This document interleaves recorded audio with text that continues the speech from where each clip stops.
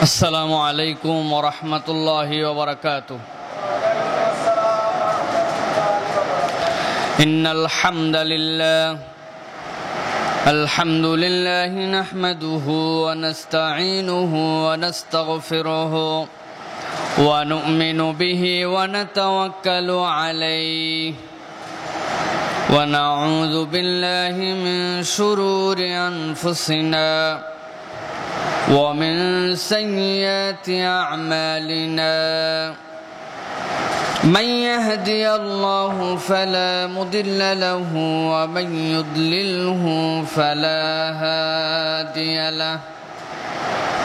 ونشهد أن لا إله إلا الله وحده لا شريك له. ونشهد أن سيدنا وحبيبنا وطبيب قلوبنا محمد أرسله بالحق بشيرا ونذيرا وداعيا إلى الله بإذنه وسراجا منيرا. فقد قال الله سبحانه وتعالى في كلامه المجيد وفي فرقان الحميد. أعوذ بالله من الشيطان الرجيم. بسم الله الرحمن الرحيم. ويل للمشركين الذين لا يؤتون الزكاة وهم بالآخرة هم كافرون. وقال الله سبحانه وتعالى آمرا ومخبرا للمؤمنين والمؤمنات إلى يوم القيامة إن الله وملائكته يصلون على النبي يا أيها الذين آمنوا صلوا عليه وسلموا تسليما. اللهم صل على محمد وعلى آل محمد كما صليت على إبراهيم وعلى آل إبراهيم إنك حميد مجيد.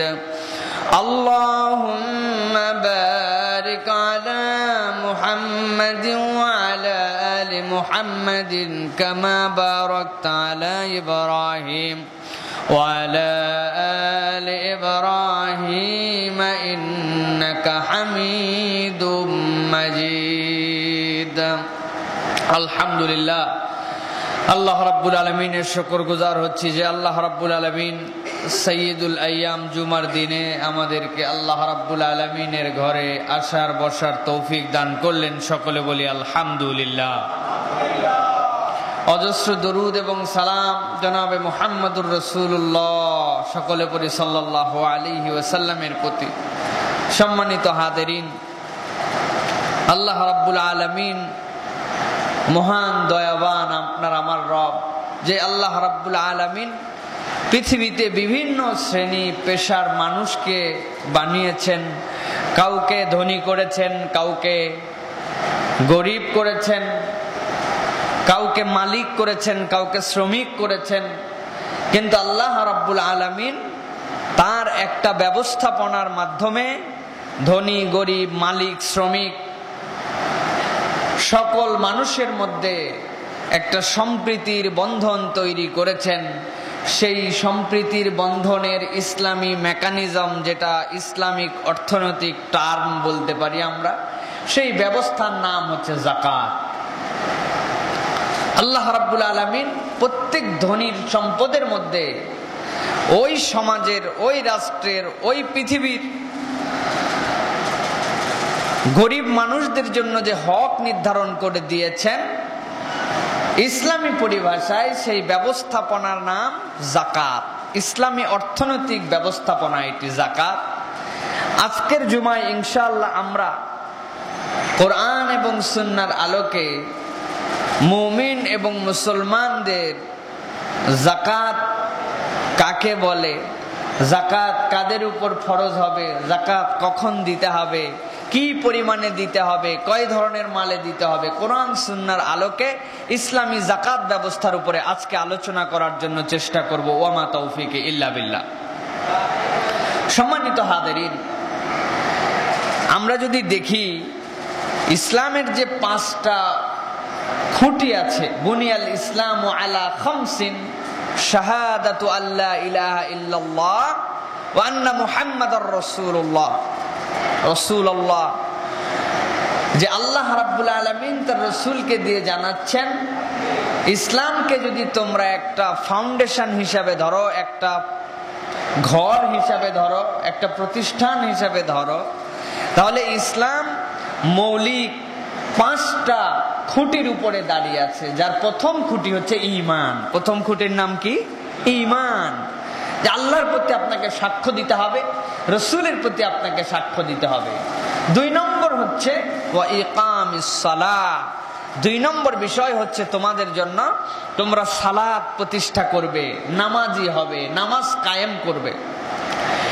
এই ঈমান এবং সালাতের পরেই ইসলামে 3 নম্বর তথা সবচেয়ে গুরুত্বপূর্ণ, এই 2-এর পরে আল্লাহ রাব্বুল আলামিন তার রাসূলের মাধ্যমে দুনিয়ার মানুষকে জানাচ্ছেন যেই বিষয়টি, সেটি হচ্ছে যাকাত। সেটার নাম কি? যাকাত।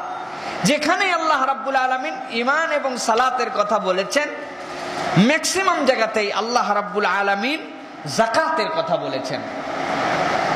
পুরা কুরআনুল কারীমকে আমরা বিশ্লেষণ যদি করি, তাহলে আমরা দেখতে পাবো কোনো একটা বিষয়কে ফরজ করার জন্য, যে আল্লাহ রাব্বুল আলামিনের পক্ষ থেকে অবশ্য পালনীয় কর্তব্য হিসাবে প্রতিষ্ঠিত করার জন্য আল্লাহ রাব্বুল আলামিন যদি পুরো কোরআন শরীফে একবার বলেন তাহলেই এনাফ।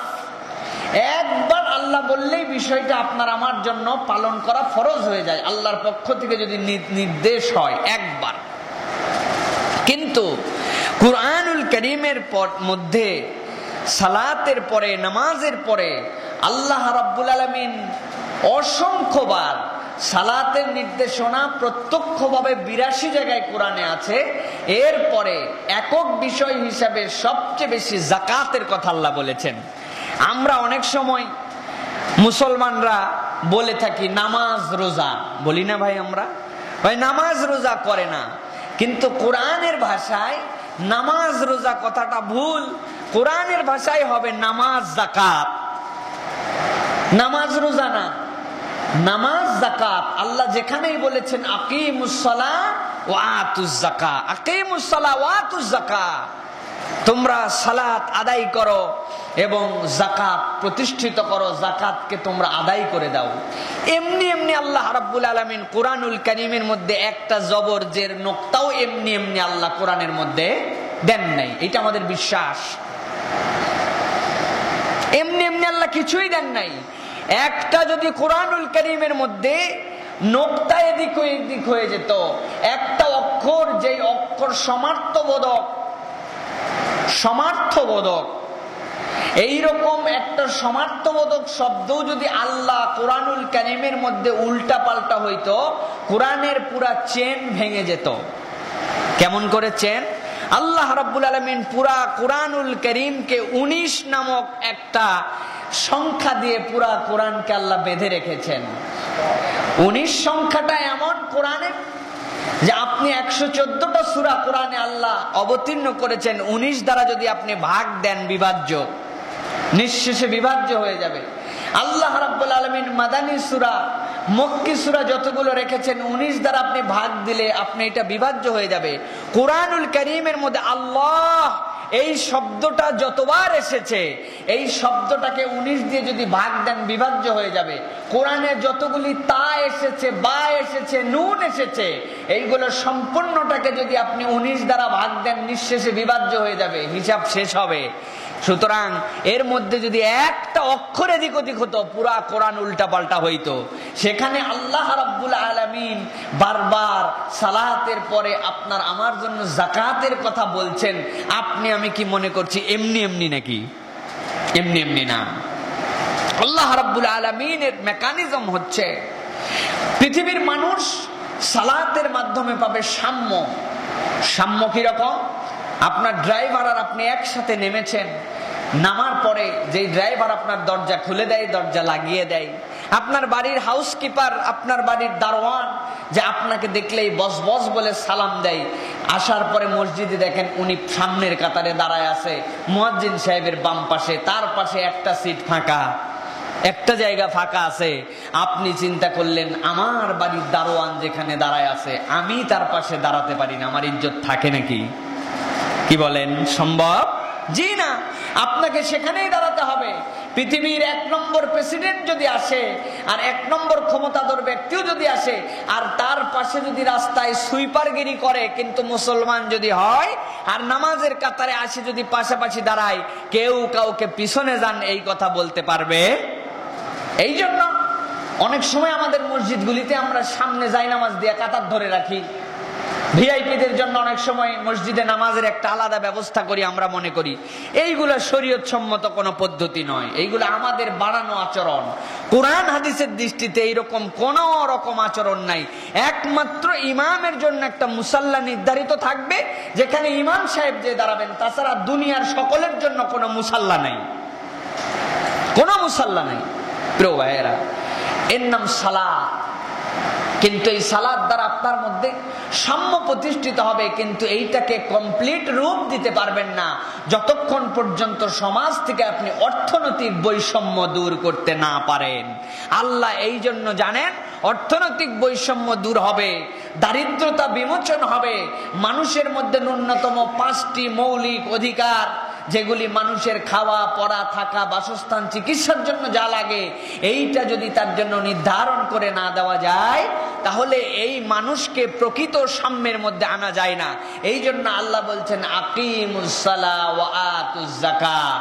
যদি মানুষকে পূর্ণাঙ্গ দারিদ্র মুক্ত বানাতে চাও, মৌলিক অধিকার পূরণ করে দিতে চাও, মানুষের মধ্যে অর্থনৈতিক একটা সামঞ্জস্যশীলতা আনতে চাও, তুমি যেই মেকানিজমের পিছনেই দৌড়াও না কেন, কিছুদিন দৌড়াইছো সমাজতন্ত্রের পিছনে, কিছুদিন দৌড়াইছো তুমি কমিউনিজমের পিছনে, কিছুদিন দৌড়াইছো অমুক লেনিনবাদের পিছনে, মার্ক্সবাদের পিছনে, কোনো বাদ তোমাকে মুক্তি দিতে পারবে না। আল্লাহর রাসূল যেই ব্যবস্থাপনার মাধ্যমে দুনিয়াবাসীকে দেখাই দিয়ে গেছেন, মাত্র 15 বছরের শাসনে যাকাত নেওয়ার মতো লোক আর দুনিয়ায় ছিল না। দরিদ্র মানুষগুলার মধ্যে থেকে এমন অবস্থা এনেছিলেন, সেই ব্যবস্থাপনার নাম হচ্ছে যাকাত। সেই ব্যবস্থাপনার নাম কি? সুতরাং আজকে আপনার আমার সমাজে, আপনার আমার রাষ্ট্রে রাষ্ট্রীয়ভাবে যাকাত ভিত্তিক রাষ্ট্র আমাদের না, কিন্তু মুমিনকে বিশ্বাস করতে হবে যে অবশ্যই একমাত্র আল্লাহ আমাদের জন্য যে যাকাত ভিত্তিক অর্থনীতি ব্যবস্থা দিয়েছেন, এইটার মাধ্যমে একমাত্র দারিদ্র বিমোচন, পরিবার, সমাজ, রাষ্ট্রের মধ্যে মানুষের মধ্যে সামঞ্জস্যের বিধান একমাত্র এটার দ্বারাই করা সম্ভব। এর বাইরে দ্বিতীয় কোনো অর্থনৈতিক ব্যবস্থার মাধ্যমে করা সম্ভব নয়। এইটা মুমিনকে বিশ্বাস করতে হবে। এর নাম কি? ঈমান। এর নাম কি? পারি না পারি সেটা পরের বিষয়, কিন্তু এটা বিশ্বাস যদি না করেন আপনি, না যে এটার দ্বারা হয়তো রাসূলের সময় হইতো, এখন কি আর হয় নাকি, এখন দুনিয়া বদলিয়েছে, এইটা যদি কেউ বিশ্বাস করে তাহলে আল্লাহ রাব্বুল আলামিন কোরআনুল কারীমের আয়াত আল ইয়াউমা আকমালতু লাকুম দীনাকুম ওয়া আতমামতু আলাইকুম নি'মাতি ওয়া রাদিতু লাকুমুল ইসলাম দীনা, তোমাদের জন্য ইসলামকে ধর্ম হিসাবে আমি পরিপূর্ণ পূর্ণাঙ্গ করলাম এবং ধর্ম হিসাবে ইসলামকে আমি রব্বুল আলামিন গ্রহণযোগ্য করলাম। কিয়ামত পর্যন্ত এই আয়াতের প্রতি ঈমান আনা হবে না এবং এই কারণে আপনি আমি কিন্তু বেঈমান হয়ে যাব। খুব সাবধান।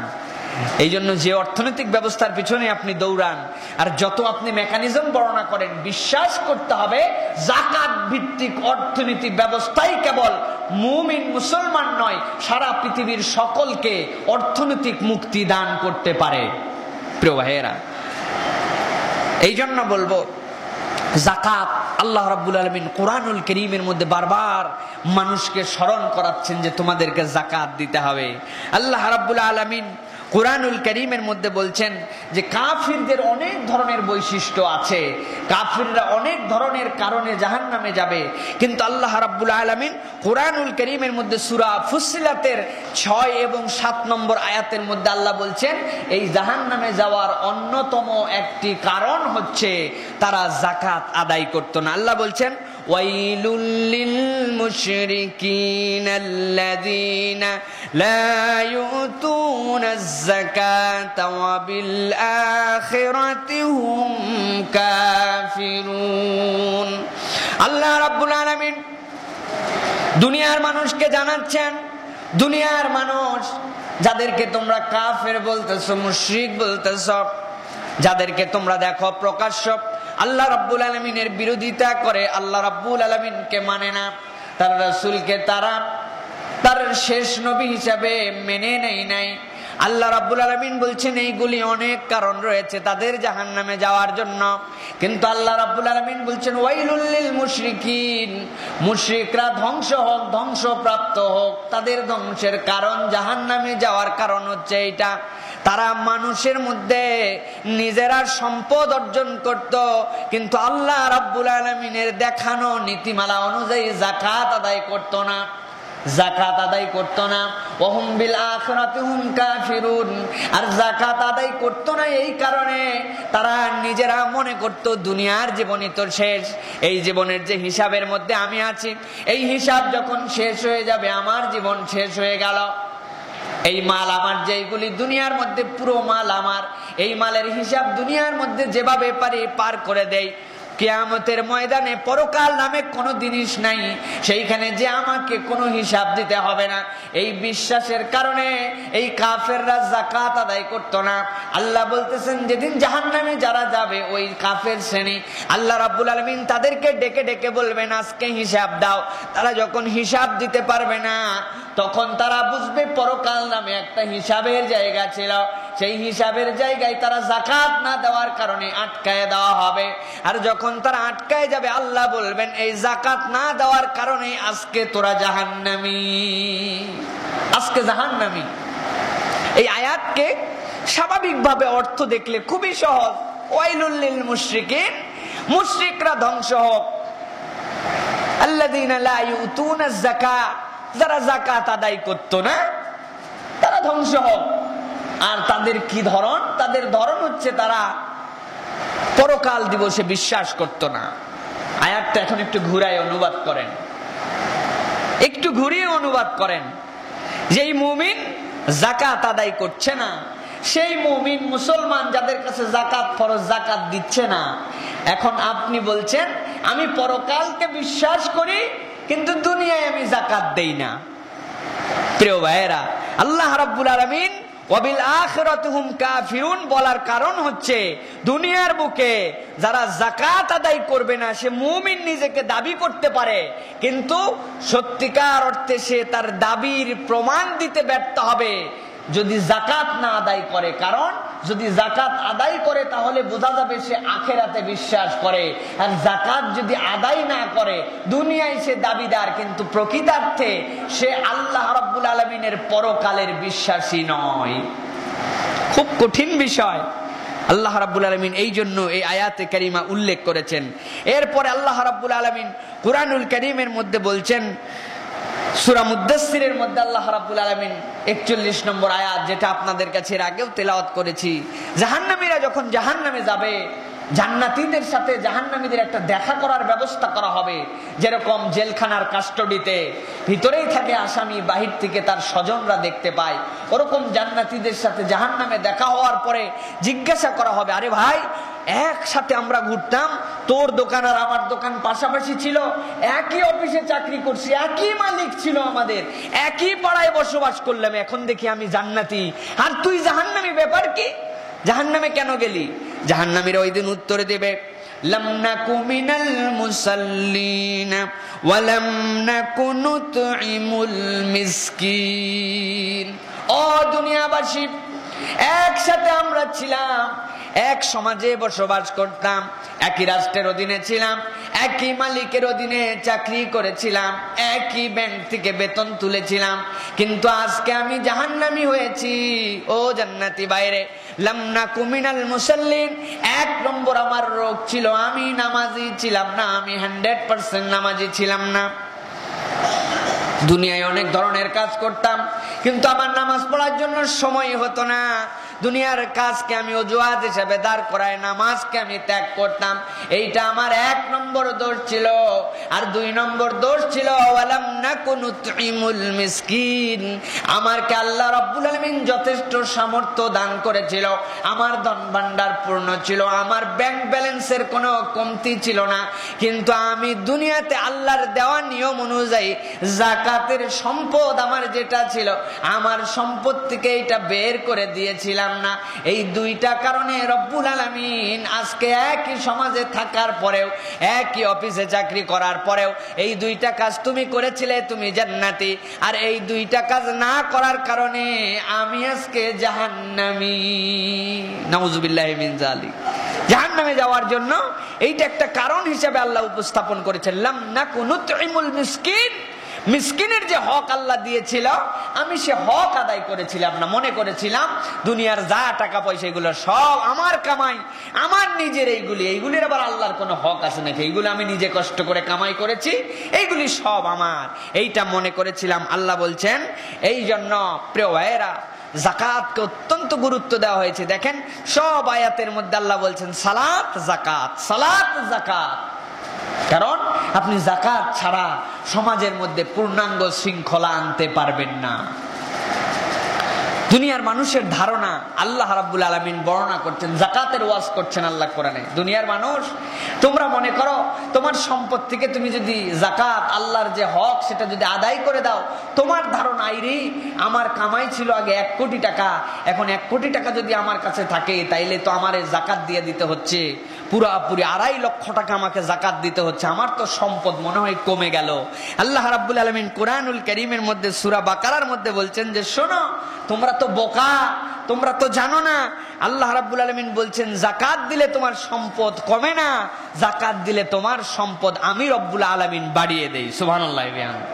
আল্লাহ রাব্বুল আলামিন বলছেন ইয়ামহাকুল্লাহুর রিবা ওয়া ইউরবিস সাদাকাত।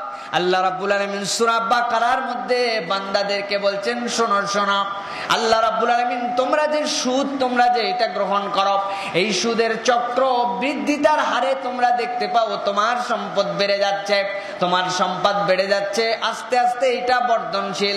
কিন্তু আমি রব্বুল আলামিন বলছি এইটা তোমার জন্য ধ্বংসের কারণ হবে। ওয়ায়ুরবিস সাদাকাত, আর তুমি যদি যাকাত দান করো, দেখতে পাও তোমার সম্পদ থেকে তুমি দিয়ে দিচ্ছ, কিন্তু আমি রব্বুল আলামিন ওই সম্পদের মধ্যে বৃদ্ধি দান করে দিব। বৃদ্ধি দান করবেন, ইউরবি বরকত দান করবেন রব্বুল আলামিন। বরকত আলাদা জিনিস, বরকত জিনিসটা আলাদা।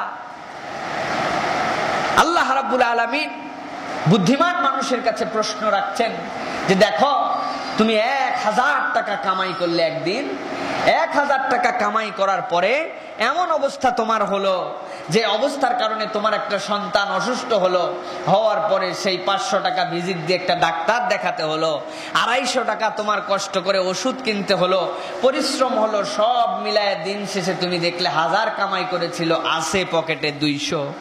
আরেকটা ব্যক্তি দিনে কামাই করেছে 400 টাকা, কিন্তু তার কোন রকম অসুখ বিসুখ আল্লাহ দেন নাই, কোনো পরীক্ষা নেন নাই, তার 400 টাকাই পকেটে নিয়ে আসছে। আরেকজন 1000 টাকা কামাই করে 200 টাকা নিয়ে আসছে। বুদ্ধিমান মানুষ হলে কোনটা চাবে বলেন তো ভাই? বাঙালি তো চাবে, যাই বলেন হুজুর 1000 টাকাই দরকার, খরচ যা হয় হোক, 1000 হোক, কি বলেন নাকি? জি না। বুদ্ধিমান মানুষ যদি হয় তাহলে বলবে যেই 400 টাকার পকেটে নিট 400 আসে ওইটাই ভালো আমার জন্য। ওই 1000 টাকা কামাই করে 800 টাকা দিয়ে আমার 200 টাকা পকেটে নিয়ে আসার দরকার নাই। বরকত জিনিসটা এরকম, আমি দেখতে পাই আমার সম্পদ থেকে আমি দিয়ে দিচ্ছি, আমার মনে হয় কমে যাচ্ছে।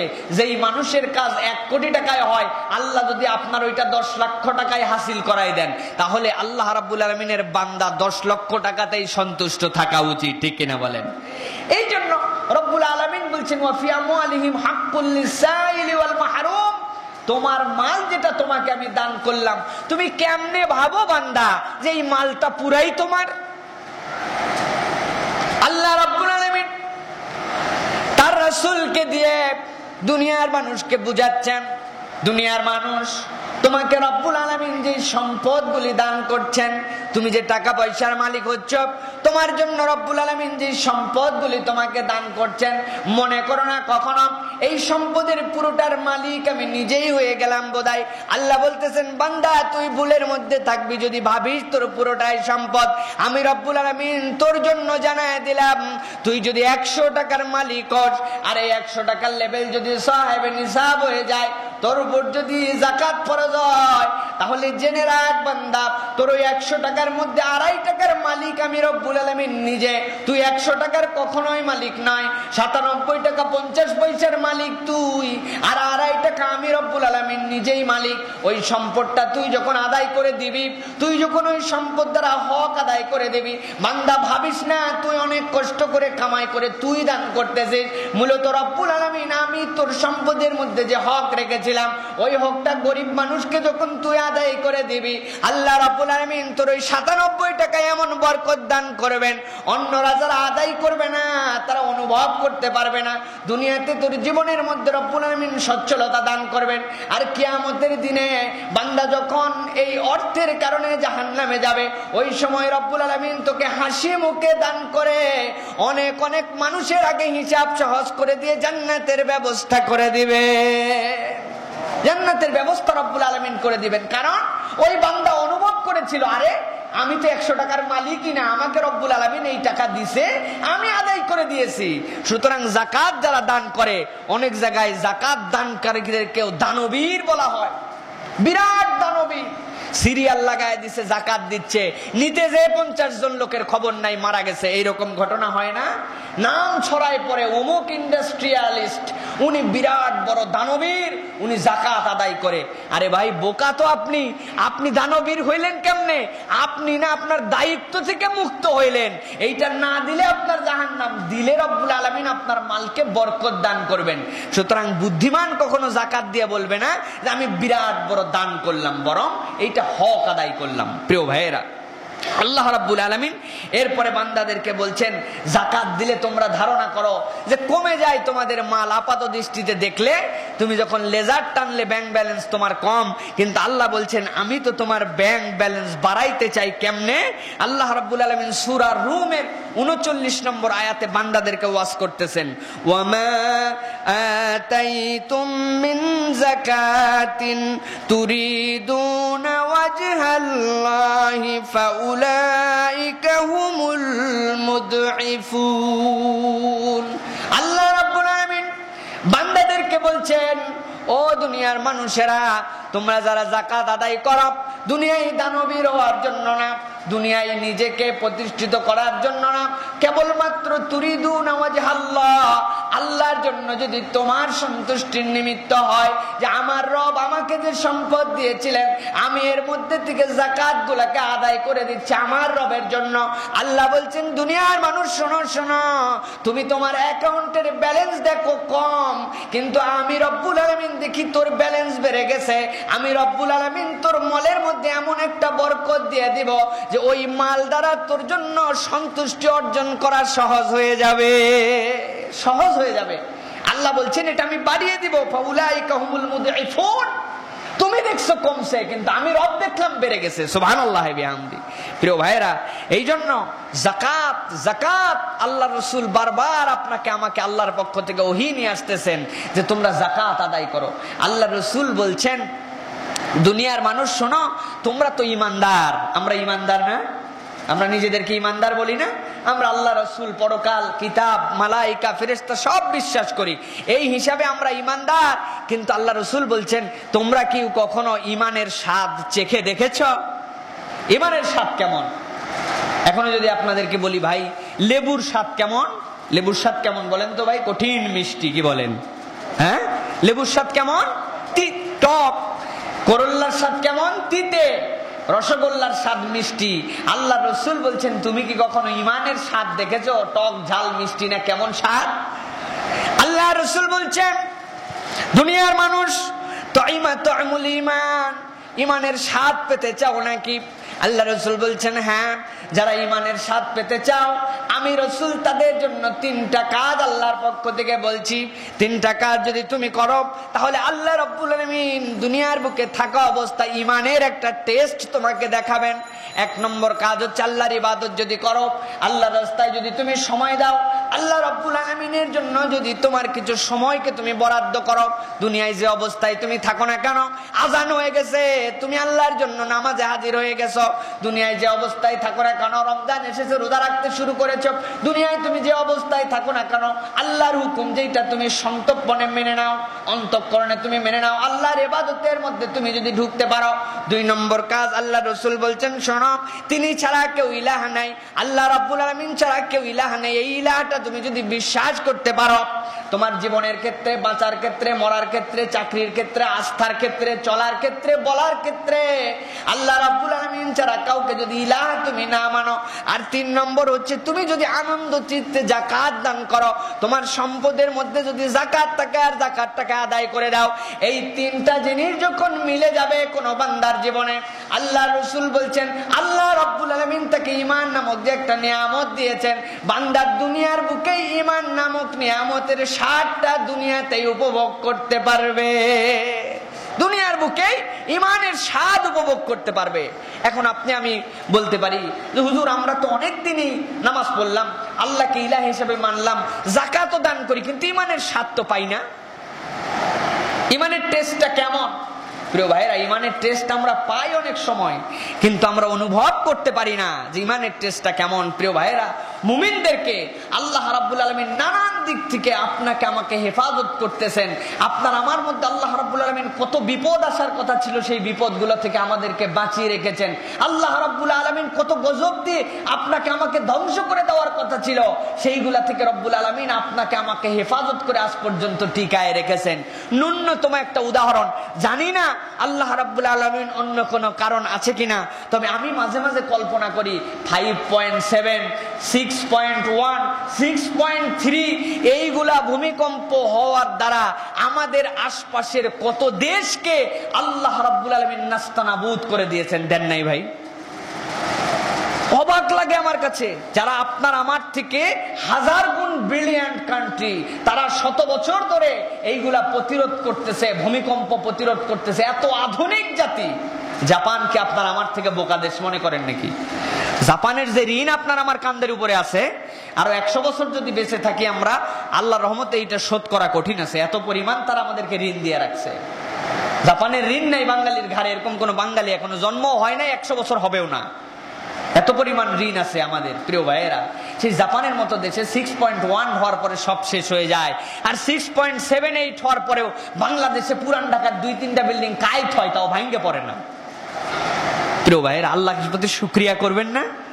ঈমানের স্বাদ না এটা আপনার আমার জন্য, কিন্তু কতদিন পর্যন্ত এটা থাকবে, কতদিন পর্যন্ত এটা আপনার আমার জন্য স্থায়ী হবে? আপনি আমি যে পরিমাণ অশ্লীলতার দিকে যাচ্ছি, যে পরিমাণ খোদাদ্রোহিতার দিকে যাচ্ছি, এত কিছু পরেও আল্লাহ রাব্বুল আলামিনের ইবাদতের দিকে একটা মানুষ আমাদের দিকে নতুন করে ধাবিত হচ্ছে না।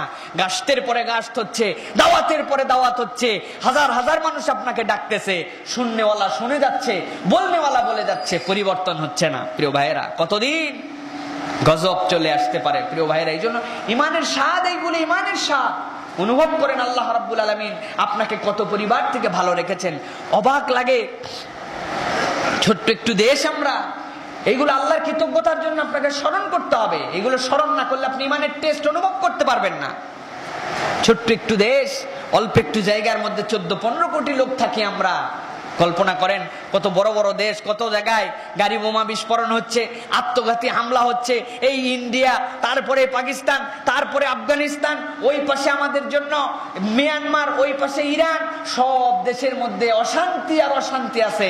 আমাদের দেশেও অশান্তি আছে, কিন্তু তারপরে এরকম অবস্থা নাই যে একটা মানুষ কোথায় যাচ্ছে গাড়ি বোমা বাস্ট করে কে কাকে মেরে ফেলবে, আত্মঘাতী হামলা করে কে কাকে মেরে ফেলবে। এইরকম অবস্থা আল্লাহ আমাদেরকে এখনো দেন নাই। আলহামদুলিল্লাহ বলবেন না?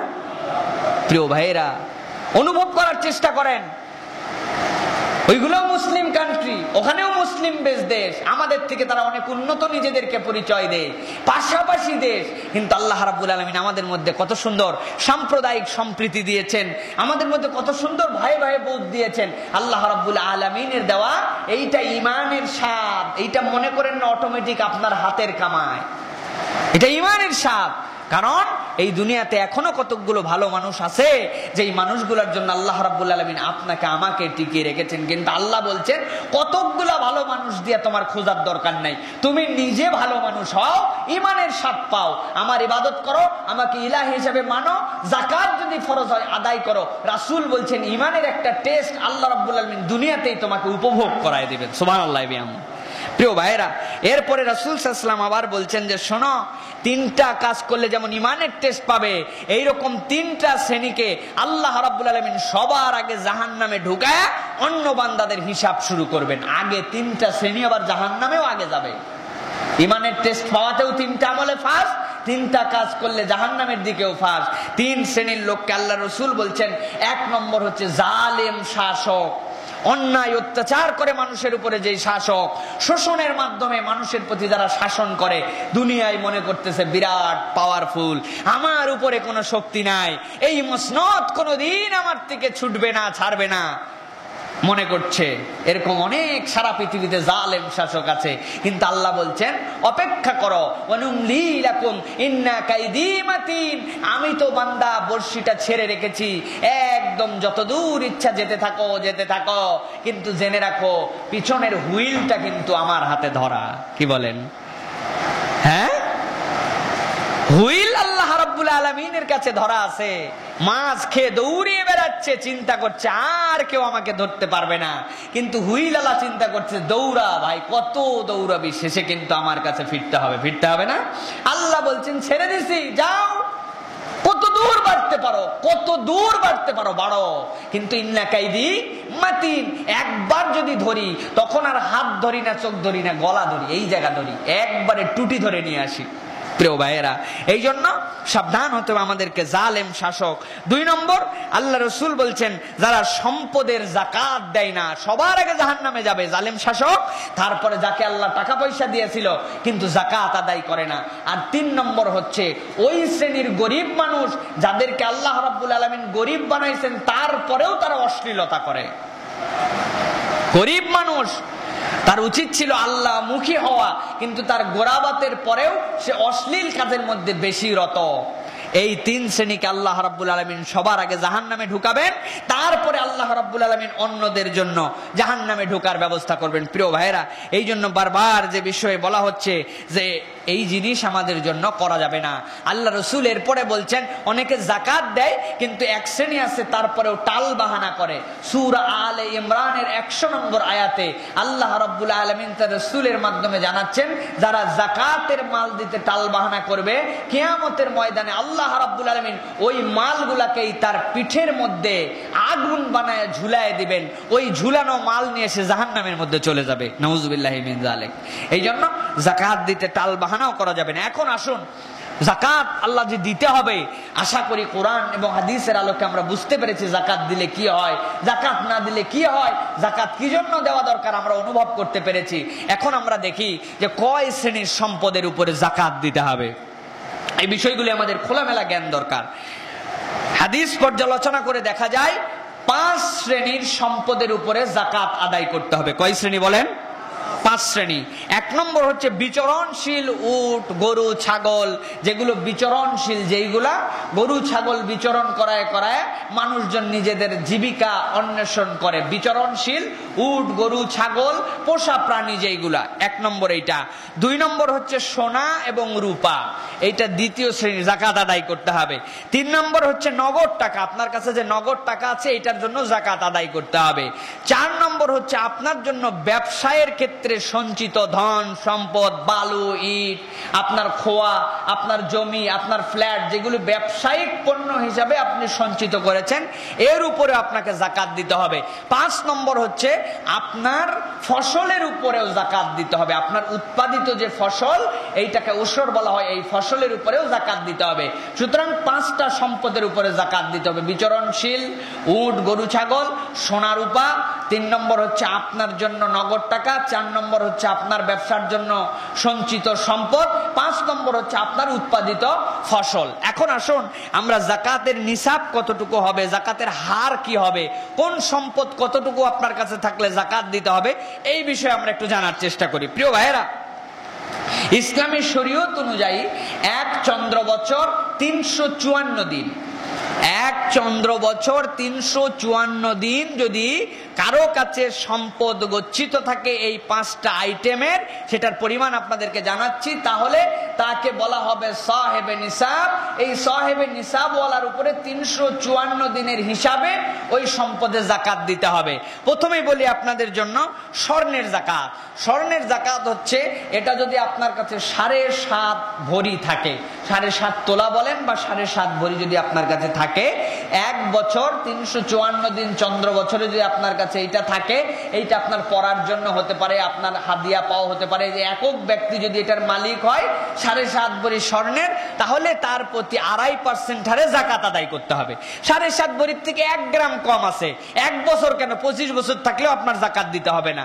যেই 7.5 ভরি সমান সমান হয়ে গেল, 1 বছর আপনার কাছে স্টেবিলিটি হয়ে গেল সম্পদের, আপনার জন্য ওইখান থেকে টাকাতে কনভার্ট করে 2.5% হারে আপনি যাকাত আদায় করে দিবেন, আপনার এই যাকাত আদায় হয়ে যাবে। এই ক্ষেত্রে আপনার যদি সোনা বিক্রি করে আপনাকে আদায় করতে হয়, সেটা করতে পারেন। আপনার সোনার সাথে অর্থ যদি অতিরিক্ত থাকে, সেক্ষেত্রে আদায় করতে পারেন। এবং সোনার ক্ষেত্রে একটা মাসালা, যেটা ছেলেদের সোনা থাকে না, সোনা মেয়েদের থাকে, ঠিক কিনা বলেন, বেশিরভাগ ক্ষেত্রে। এখন একটা প্রশ্ন হতে পারে যে আমার স্ত্রীর সোনা আছে 7.5 ভরি অথবা 8 ভরি, তার কোনো নগদ টাকা নেই, এখন সে যাকাত দিবে কেমনে? 2টা পদ্ধতি।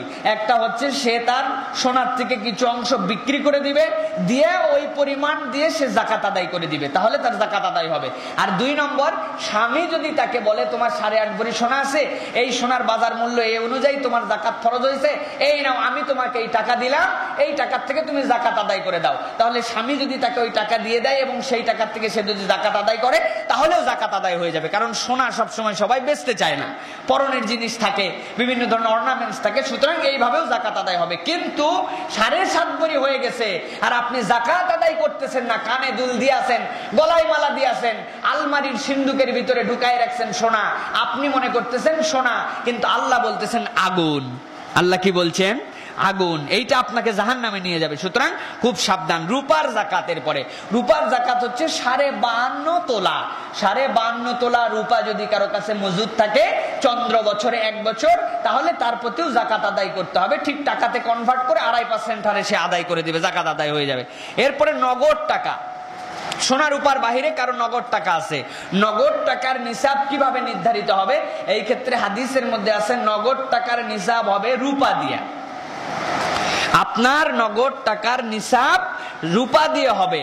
রূপা 52.5 ভরি থাকলে যেরকম আপনার যাকাত আদায় করতে হয়, ওরকম 52.5 ভরি রূপার দাম আজকের আমিন জুয়েলার্সের বাজার হিসাবে 45,645 টাকা। আজকের বাজার রেট 52.5 ভরি রূপার সিলভারের দাম 45,645 টাকা, আজকের বাংলাদেশের বাজার রেট। আমি 20 মিনিট আগেই দেখেছি নেটে।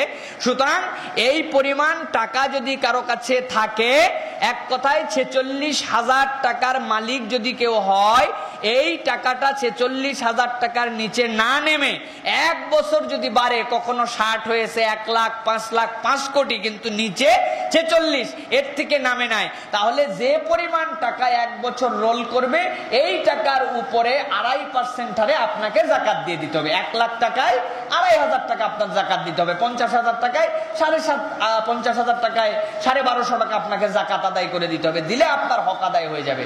এটা হচ্ছে আপনার জন্য সম্পদের যাকাত। এরপরে আপনার জন্য যে যাকাত রয়েছে সেটা হচ্ছে ফসলের যাকাত। ফসলের যাকাতের আগে ব্যবসায়ের পণ্যের যাকাতের কথা বলে ফেলি।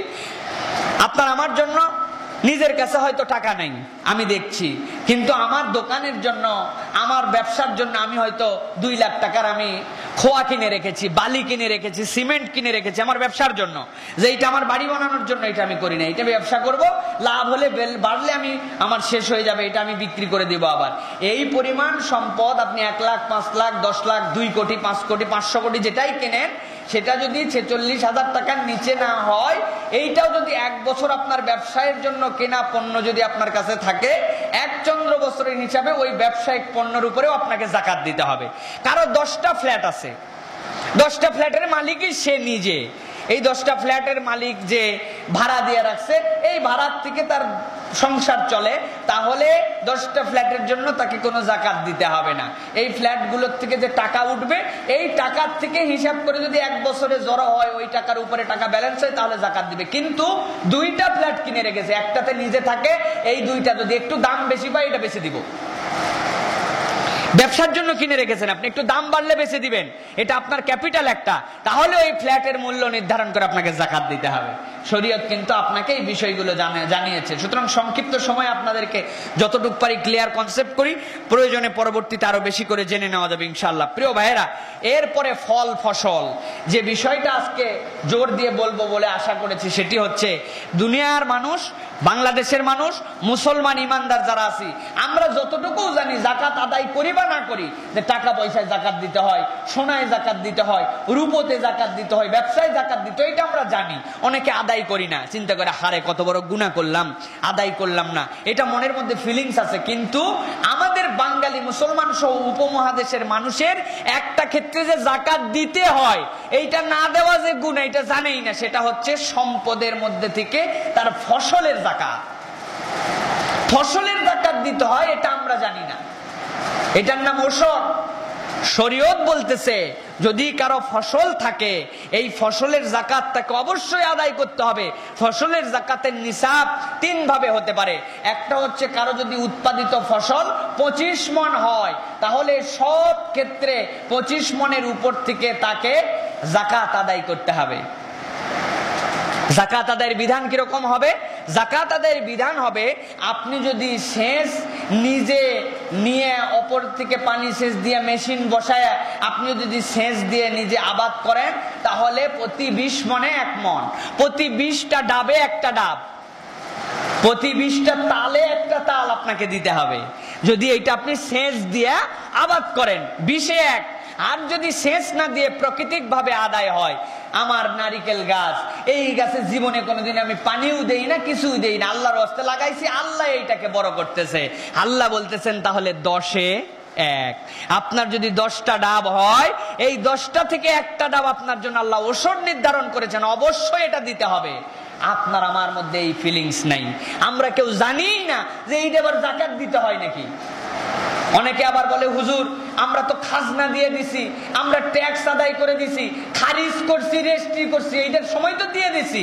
প্রিয় ভাইরা, খারিজ করলে, রেজিস্ট্রি করলে, খাজনা দিলে, ট্যাক্স দিলে, তারপরে যদি দোকানের মালে আপনারে যাকাত দিতে হয়, আপনার বইয়ের গহনায় আপনারে যাকাত দিতে হয়, তাহলে আপনাকে কে বলছে খাজনা দিলে, ট্যাক্স দিলে আর খারিজ করলে, রেজিস্ট্রি করলে আপনার জমির যাকাত দিতে হবে না?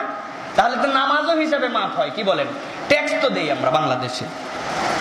নামাজ যদি মাপ না হয়, যাকাত মাপ হয় না। যাকাত যদি মাপ না হয়, তাহলে ইসলামের যাকাতের 5ম যেটা উৎস খাত, সেটা হচ্ছে ওসর। ওসরে আপনাকে যাকাত দিতে হবে। এই ক্ষেত্রে আমাদের দেশে একটা কথা প্রচলিত আছে, সেইটা হচ্ছে আমাদের অনেক দিনদার ভাই বলেন যে আমরা আসলে যাকাত দিব কেমন করে। এই বাংলাদেশের সব জমি হচ্ছে খারাজি জমি, শুনছেন না আপনারা? খারাজি জমি। খারাজি জমি মানে কি প্রিয় ভাইয়েরা? এখানেও আমাদের মাথার মধ্যে একটা মিসকনসেপ্ট আছে, আমরা ভুল জেনে বসে আছি। খারাজি জমি হচ্ছে কোন রাষ্ট্র যদি মুসলিম রাষ্ট্র হয়, ইসলামী রাষ্ট্র হয়, ওই রাষ্ট্রের অধীনে কোন যদি অন্য ধর্মাবলম্বী থাকে, তাদেরকে মুসলিম রাষ্ট্রপ্রধান যদি কোনো জমি চাষ করার জন্য দেন কোন কন্ট্রাক্ট সিস্টেমে, ওই জমিটার নাম হচ্ছে খারাজি জমি। আমাদের দেশে এরকম কোনো বিধান নাই। আমাদের দেশে ইসলামী রাষ্ট্র বলেন, অন ইসলামী রাষ্ট্র বলেন, যাই বলেন, বাংলাদেশের ইজমাউল উম্মাহ যাবতীয় মুফতিরা বলতেছেন এইখানকার সব জমি হচ্ছে উসরি জমি, এইখানে কোনো খারাজি জমি নাই প্রিয় ভাইয়েরা। সুতরাং এই ক্ষেত্রে আমরা যদি চিন্তা করি যে আমরা যাকাত দিব না, তাহলে খুব ধরনের আমাদের জন্য সমস্যা আছে।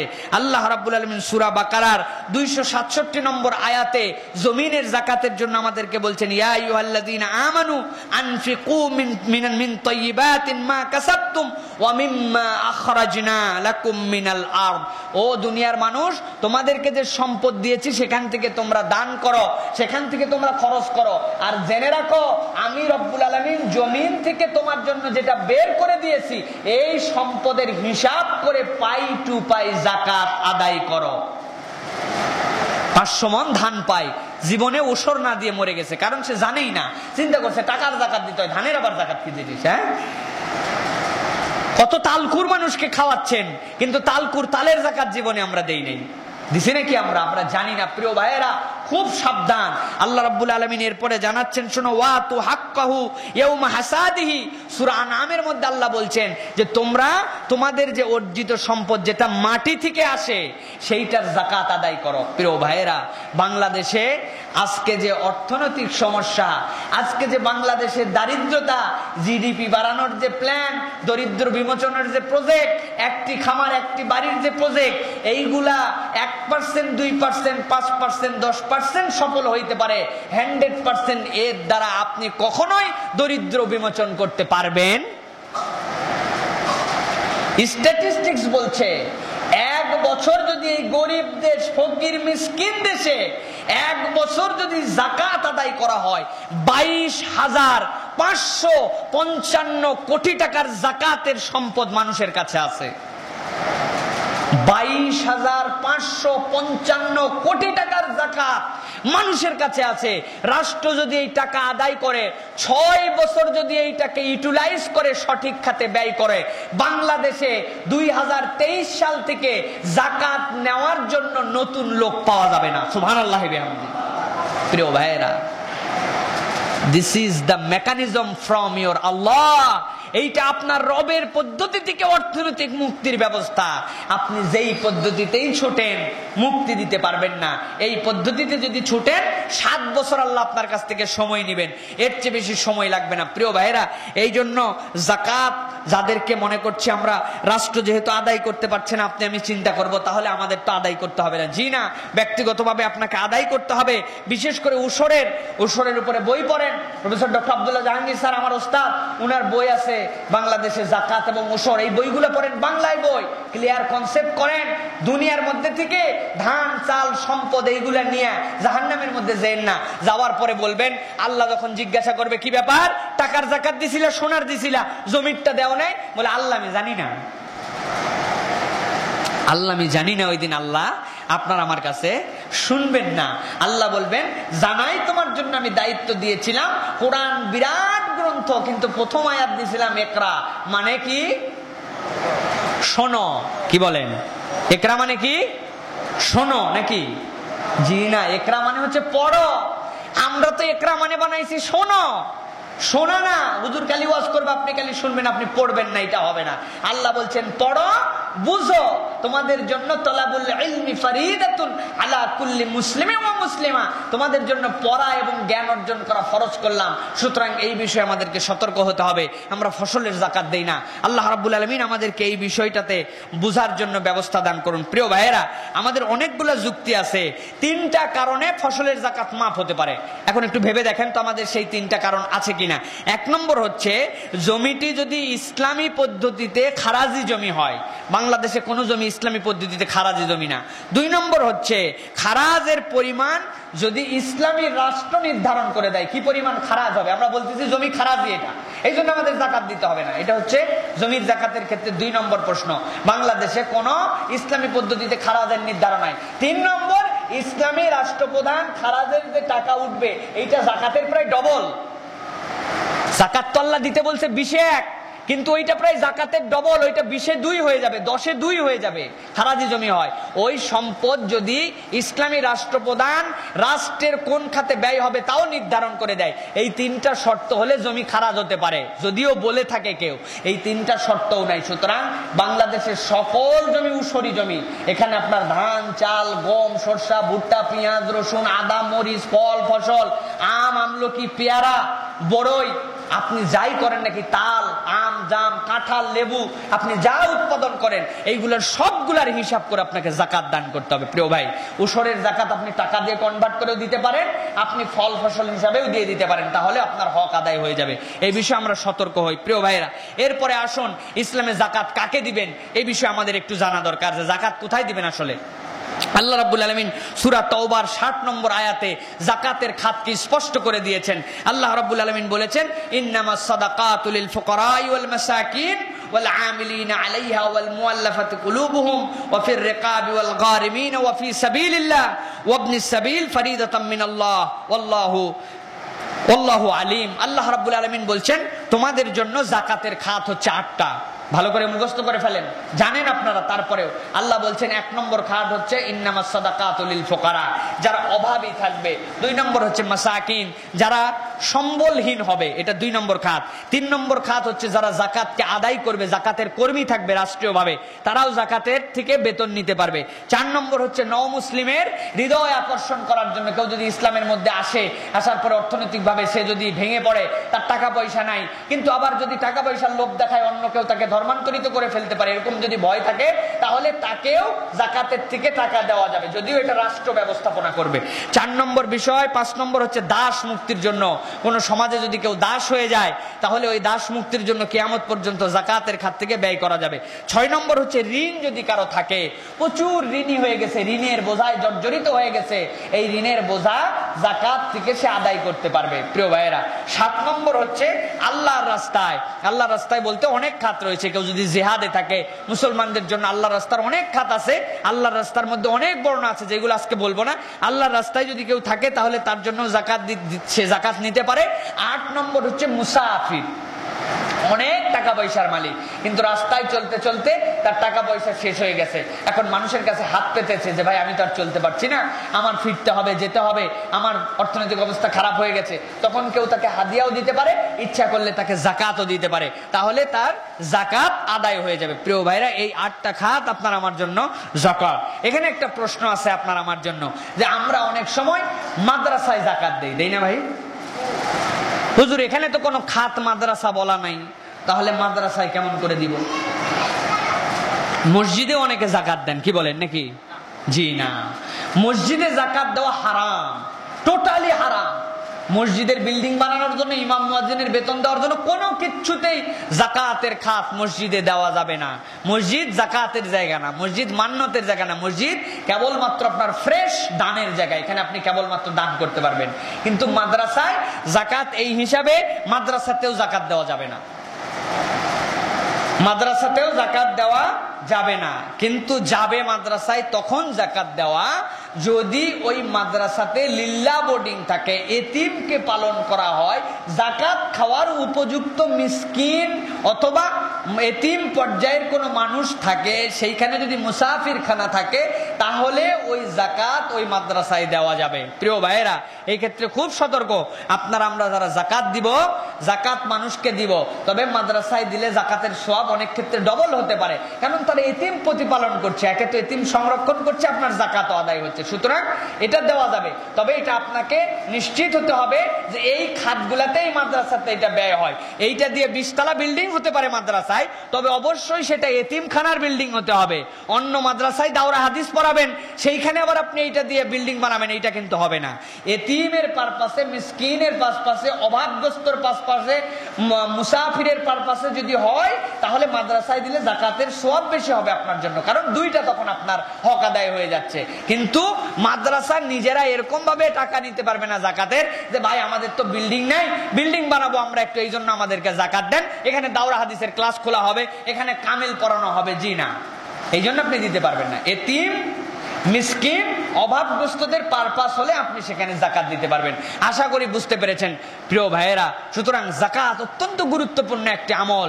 আমার যাদের উপরে যাকাত ফরজ হয়েছে, আসুন আমরা আল্লাহ রাব্বুল আলামিনের রহমত প্রাপ্তির জন্য যাকাত থেকে আর দূরে না থেকে যাকাতের হকগুলো যেগুলো আদায় করতে হবে, এই হকগুলো আদায় করে দেই। আল্লাহ রাব্বুল আলামিন আপনাকে আমাকে কবুল করে নেন, বলেন আল্লাহুম্মা আমিন। ওয়া আখিরু দাওয়ানা আলহামদুলিল্লাহি রাব্বিল আলামিন।